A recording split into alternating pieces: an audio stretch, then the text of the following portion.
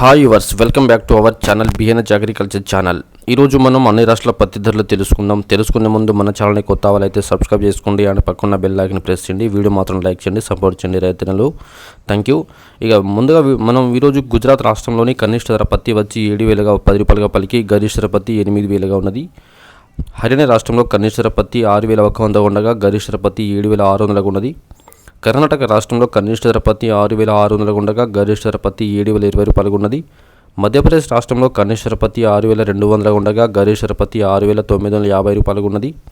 మహారాష్ట్ర రాష్ట్రంలో కనిష్ట ధర పత్తి 6,970 రూపాయలుగా ఉండగా గరిష్ట ధర పత్తి 7,130 రూపాయలుగా ఉన్నది.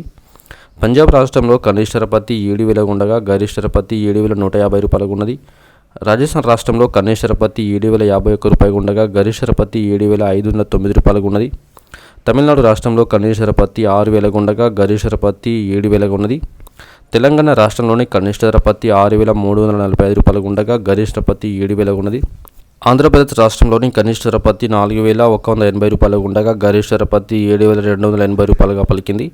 సో ఫ్రెండ్స్, ఈ రోజున్న అన్ని రాష్ట్రాల పత్తి ధరలు తెలుసుకున్నాం. వీడియో నచ్చితే లైక్ చేయండి, షేర్ చేయండి, కామెంట్ చేయండి, ఛానల్ సబ్స్క్రైబ్ చేసుకోండి.